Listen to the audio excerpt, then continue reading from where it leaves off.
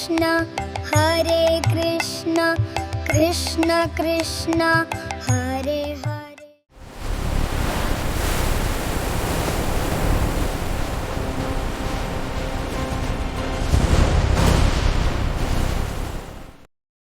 हरे कृष्ण। आप सभी को नृसिंह चतुर्दशी की बहुत सारी शुभकामनाएं। भगवान नृसिंह देव की कृपा आप और आपके परिवार पर सदैव बनी रहे।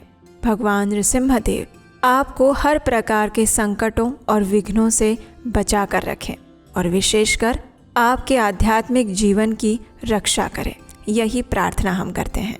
तो चलिए आज नृसिंह चतुर्दशी के सुंदर अवसर पर, मंगलमय दिन पर हम भगवान नृसिंह देव की इस सुंदर पौराणिक कथा का श्रवण करते हैं। आइए आज की नृसिंह चतुर्दशी व्रत कथा आरंभ करते हैं।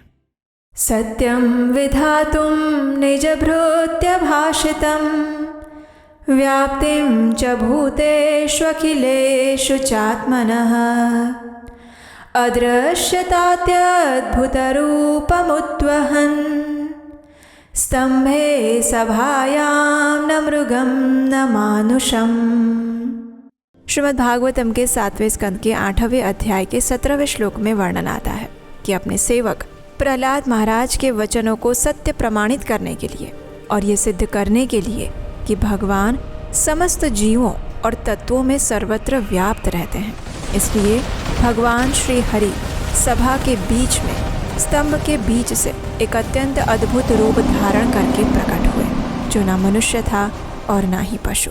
जरा सोच के देखिए, एक 5 वर्ष का बालक जिसका पिता तीनों लोकों का सबसे शक्तिशाली दानव है, वो बालक बिना किसी भय के, बिना किसी शस्त्र के, सिर्फ भगवान के नाम का सहारा लेकर अपने पिता के सामने खड़ा है। उसके पिता ने उसे मारने के अनेक प्रयास किए, अग्नि में डाला, हाथियों के नीचे कुचलवाने का प्रयास किया, सर्पों से डसवाया, अग्नि में जलाने का प्रयास किया, पहाड़ से नीचे गिराया, समुद्र में फेंक दिया, लेकिन हर बार वो बालक मुस्कुराते हुए वापस लौटा। और उस कमल पुष्प स्वरूप बालक का नाम था प्रहलाद और उसके पिता थे दैत्यराज हिरण्यकशिपु। हमें इस कथा का प्रमाण श्रीमद् भागवतम पुराण से प्राप्त होता है। हिरण्यकशिपु और हिरण्याक्ष ये दोनों भाई थे, ऋषि कश्यप और माता दिति के पुत्र। जब भगवान विष्णु ने वराह अवतार लेकर हिरण्याक्ष का वध कर दिया तो हिरण्यकशिपु के मन में भगवान विष्णु के प्रति अत्यंत घृणा और क्रोध उत्पन्न होने लगे। उसने अपने भाई की मृत्यु का प्रतिशोध लेने का निश्चय कर लिया था और उसके लिए शक्तियां अर्जित करने हेतु वो मंदराचल पर्वत पर जा पहुंचा। वहां जाकर उसने अत्यंत घोर कठोर तपस्या आरंभ कर दी। उसकी तपस्या इतनी भयंकर थी कि उसके शरीर से निकलने वाली अग्नि से संपूर्ण ब्रह्मांड जलने लगा। सारे देवता विचलित हो गए और अंततः ब्रह्मा जी को वहां पधारना पड़ा। जब ब्रह्मा जी वहां पर आए तो उन्होंने हिरण्यकशिपु से पूछा, हे दैत्यराज, वर मांगो, तुम्हारी तपस्या से मैं प्रसन्न हूँ। हिरण्यकशिपु अत्यंत चतुर था। पहले तो उसने अमरता का वरदान मांग लिया, लेकिन ब्रह्मा जी ने कहा कि इस भौतिक संसार में कोई भी अमरत्व प्राप्त नहीं कर सकता, यहाँ तक कि मेरी भी आयु निश्चित होती है। अब अपनी चालाकी का उपयोग करते हुए हिरण्यकशिपु ने कहा, ठीक है ब्रह्मदेव, अगर आप मुझे अमरत्व नहीं दे सकते तो ये दीजिए कि मेरी मृत्यु ना तो किसी मनुष्य से हो, ना पशु से, ना देवता से, ना दानव से, ना मैं दिन में मरूं ना रात्रि में, ना घर के बाहर मरूं ना घर के अंदर, ना भूमि पर ना आकाश में, ना किसी अस्त्र और शस्त्र से मेरी मृत्यु हो। और ये सुनकर ब्रह्मा जी ने कहा, ठीक है, तथास्तु।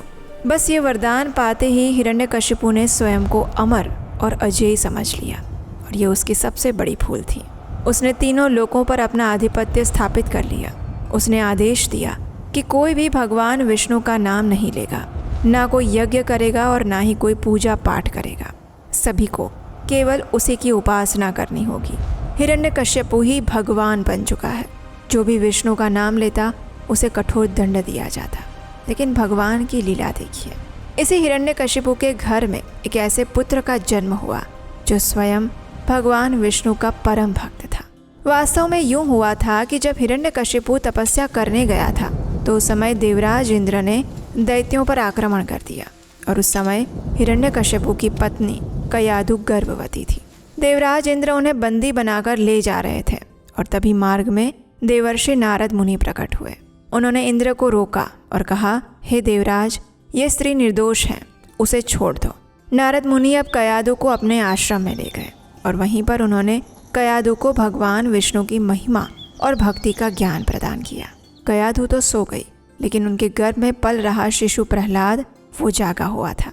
उसने गर्भ में ही नारद मुनि की प्रत्येक बात को सुना और उसके हृदय में भगवान विष्णु के प्रति अटूट भक्ति अंकुरित हो गई। जब प्रहलाद का जन्म हुआ और फिर वो जब धीरे धीरे बड़ा होने लगा तो हिरण्यकशिपु ने उसे षंड और अमर्क नामक 2 गुरुओं के पास पढ़ने के लिए भेजा।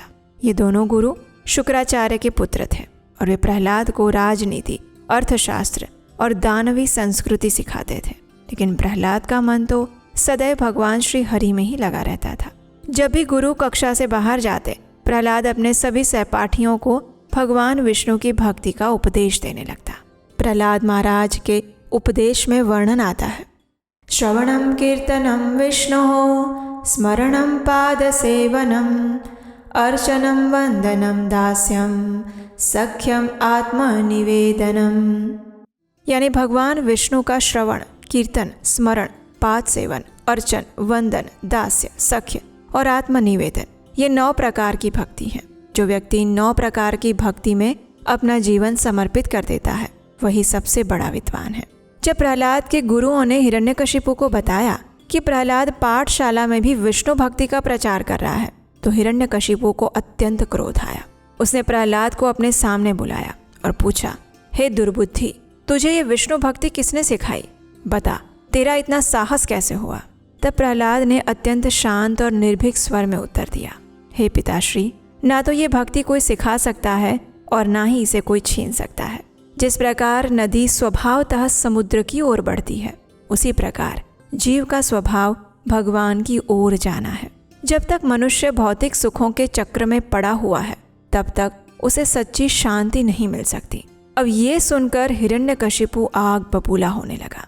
उसने चिल्लाकर कहा, ले जाओ इसे, मार डालो इस दुष्ट को, ये मेरा पुत्र नहीं हो सकता, ये मेरा शत्रु है। और फिर आरंभ हुआ भक्त प्रहलाद पर अत्याचारों का एक भयावह क्रम। सबसे पहले दैत्यों ने प्रहलाद पर त्रिशूलों से प्रहार किया, लेकिन त्रिशूल उसके शरीर को छू भी नहीं पाए। फिर उसे विषधर सर्पों के बीच में डाला गया। सर्पों ने उसे डसा नहीं, बल्कि वो सारे सर्प पुष्प की मालाओं में बदल गए। फिर उसे मतवाले हाथियों के सामने फेंका गया, लेकिन वो हाथियों ने भी प्रहलाद महाराज को प्रणाम किया और वहां से चले गए। फिर उसे होलिका के साथ अग्नि में बिठाया गया। होलिका तो जल गई, लेकिन वो अग्नि शांत हो गई और प्रहलाद को वो कुछ भी नहीं कर पाई। फिर उसे ऊंचे पहाड़ से नीचे गिराया गया और प्रहलाद बिना किसी खरोंच के नीचे आ गया। आखिर भगवान विष्णु ने उन्हें जो संभाल लिया था। फिर उसे समुद्र में डुबोया गया और समुद्र ने भी उसे प्रेम पूर्वक अपनी लहरों पर बिठा दिया। हर बार प्रहलाद के होठों पर बस एक ही नाम था, नारायण नारायण। और हर बार भगवान ने अदृश्य रहकर अपने बालक भक्त की रक्षा की। अंततः वो क्षण आया जो इस कथा का सबसे रोमांचक और अद्भुत क्षण था। एक दिन हिरण्यकशिपु अत्यंत क्रोधित था। उसने प्रहलाद से पूछा, तू कहता है तेरा विष्णु सर्वत्र है, बता क्या वो स्तंभ में भी है? हिरण्यकशिपु ने सभा भवन में एक विशाल स्तंभ की ओर इशारा किया और प्रहलाद से पूछा। प्रहलाद ने बिना एक क्षण भी विचार किए कहा, हाँ पिताश्री, भगवान इस स्तंभ में भी हैं, इस अणु में भी हैं और इस ब्रह्मांड में भी। ऐसा कोई स्थान नहीं जहाँ वे ना हो। हिरण्यकशिपु क्रोध में अपने सिंहासन से उठा। उसने गर्जना की और कहा, ठीक है, अगर तेरा विष्णु इस स्तंभ में है तो मैं अभी इस स्तंभ को तोड़ता हूँ और देखता हूँ कि आज तुझे बचाने के लिए कौन आता है। उसने अपनी पूरी शक्ति लगाकर अपनी मुट्ठी से उस विशाल स्तंभ पर प्रहार किया और तभी ब्रह्मांड कपकपा उठा। एक ऐसी भयंकर गर्जना हुई जिसने तीनों लोकों को हिला दिया। ब्रह्मा जी अपने लोक में भयभीत हो गए।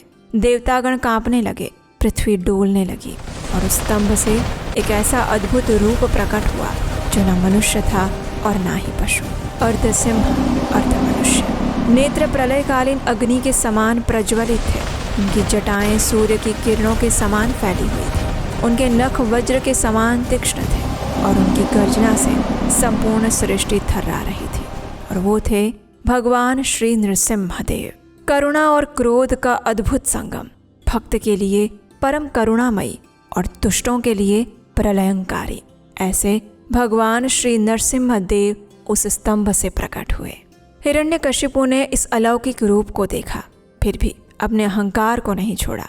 उसने गदा उठाई और भगवान नृसिंहदेव पर आक्रमण कर दिया, लेकिन भगवान ने उसे ऐसे पकड़ लिया था जैसे गरुड़ एक सर्प को पकड़ता है।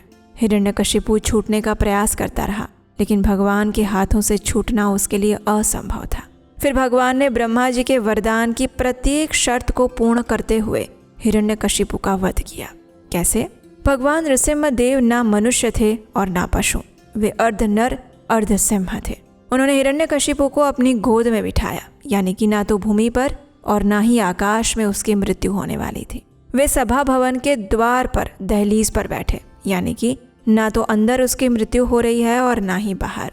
उन्होंने उसकी मृत्यु के लिए संध्या का समय चुना, यानी कि ना दिन में वो मरा और ना ही रात्रि में। और उन्होंने अपने तीक्ष्ण नखों से उसका वक्ष वितीर्ण कर दिया, यानी कि न अस्त्र से वो मरा न शस्त्र से। ब्रह्मा जी के वरदान की प्रत्येक शर्त का पालन करते हुए हिरण्यकशिपु का अंत हो गया, क्योंकि जब स्वयं भगवान किसी के विनाश का निर्णय लेते हैं तो संसार की कोई भी शक्ति उसे बचा नहीं सकती। हिरण्यकशिपु के वध के बाद भी भगवान नृसिंहदेव का क्रोध शांत नहीं हो रहा था। उनका भयंकर रूप देखकर ब्रह्मा जी, लक्ष्मी जी, भगवान शिव कोई भी उनके समीप जाने का साहस नहीं कर पा रहे थे। और तभी नारद मुनि ने बालक प्रहलाद से कहा, हे वत्स, तुम्हारे प्रभु केवल तुम्हारी प्रतीक्षा कर रहे हैं, जाओ उन्हें शांत करो। तब 5 वर्ष के उस निर्भय बालक प्रहलाद ने बिना किसी भय के, जैसे सिंह का शावक सिंह के पास जाता है, वैसे ही भगवान नृसिंहदेव के चरणों में जाकर गिरा। उसकी आंखों से प्रेम के अश्रु बह रहे थे, उसके हाथ जुड़े हुए थे। भगवान नृसिंहदेव ने अपने उन्हीं तीक्ष्ण नखों वाले हाथों से, जिनसे अभी अभी हिरण्यकशिपु का वक्ष फाड़ा था, उन्हीं हाथों से अत्यंत कोमलता से वे प्रहलाद के सिर पर स्नेहपूर्वक हाथ फेरने लगे। और उसी क्षण भगवान का क्रोध शांत हो गया। प्रहलाद ने कहा, हे प्रभु, शांत हो जाइए और मेरे पिताश्री को क्षमा कर दीजिए। तब भगवान प्रहलाद से कहते हैं, हे वत्स, तुम मुझसे कोई भी वर मांग लो। तब प्रहलाद जी कहते हैं, हे प्रभु, मैं कोई व्यापारी थोड़ी ना हूँ जो भक्ति के बदले में कुछ मांगूंगा। मुझे कुछ नहीं चाहिए, बस आपके चरणों में मेरी भक्ति बनी रहे, इतना ही पर्याप्त है। हाँ, यदि आप कुछ देना चाहते हैं तो मेरे पिता को, जिन्होंने आपके प्रति अनेक अपराध किए हैं, उन्हें क्षमा का दान दे दीजिए, उनका उद्धार कर दीजिए। तब भगवान नृसिंहदेव ने मुस्कुराते हुए कहा, हे मेरे प्रिय पुत्र, तुम्हारे पिता ही नहीं, तुम्हारे 21 पूर्वज भी तुम्हारी भक्ति से पवित्र हो चुके हैं। जिस कुल में तुम जैसा भक्त पुत्र उत्पन्न होता है, वो कुल स्वतः ही पवित्र हो जाता है। और इस प्रकार नृसिंहदेव ने भक्त प्रहलाद को हिरण्यकशिपु के राज सिंहासन पर स्थापित किया और फिर वहां से अदृश्य हो गए। भगवान नृसिंहदेव की इस कथा से हमें क्या शिक्षा मिलती है? पहला, भगवान अपने भक्तों की रक्षा के लिए कोई भी रूप धारण कर सकते हैं। उन्होंने प्रहलाद के लिए एक ऐसा रूप लिया जो इससे पहले कभी देखा नहीं गया था और ना ही बाद में कभी देखा जाएगा। दूसरा, चाहे विपरीत परिस्थितियां कितनी भी कठोर क्यों ना हो, अगर हृदय में भगवान के प्रति सच्ची भक्ति है तो कोई भी शक्ति हमारा कुछ नहीं बिगाड़ सकती। और तीसरी शिक्षा, अहंकार चाहे कितना ही बड़ा क्यों ना हो, भगवान के सामने वो तिनके के समान है। हिरण्यकश्यपु ने तीनों लोगों को जीत लिया था, लेकिन भगवान के एक भक्त को वो नहीं जीत पाया। अगर भक्त प्रहलाद और भगवान नृसिंहदेव की ये सुंदर कथा आपको अच्छी लगी है तो इस वीडियो को लाइक करके इसे और भी लोगों को शेयर कर दीजिए। और अगर पहली बार इस चैनल पर आए हैं तो आपके अपने चैनल उपदेशाष्टकम को सब्सक्राइब करके रख लीजिए। आज नृसिंह चतुर्दशी के दिन प्रहलाद महाराज से प्रार्थना करें कि उनके जैसी शुद्ध भक्ति वो आपको प्रदान करें, और भगवान नृसिंहदेव से प्रार्थना करें कि वे उनकी शुद्ध भक्ति प्रदान करें और आपके आध्यात्मिक जीवन में आने वाले सभी संकटों और विघ्नों का विनाश करें। इसी प्रार्थना के साथ आज की इस कथा को यहीं पर विराम देते हैं। भगवान नृसिंहदेव की जय। हरे कृष्ण।